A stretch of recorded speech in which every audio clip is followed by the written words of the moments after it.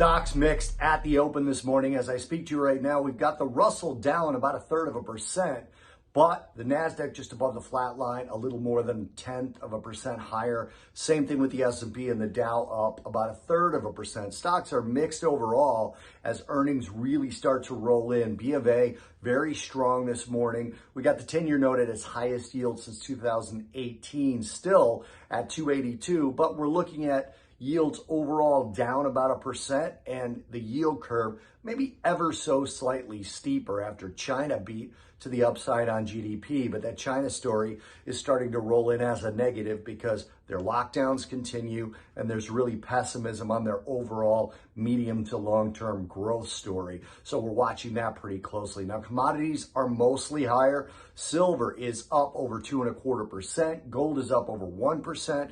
Crude oil's back above $108 on WTI, up over 1.25%.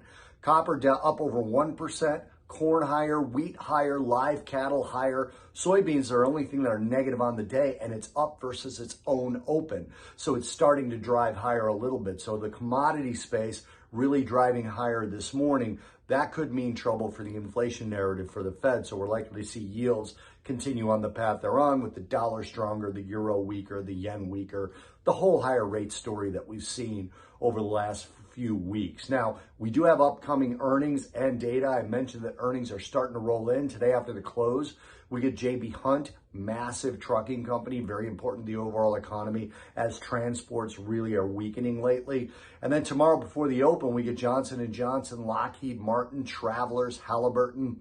Then in the sort of large to medium banks, we get Trust Financial, Fifth Third Corp, and Citizens Financial Group. Then in terms of data, later today, we get St. Louis Fed President James Bullard.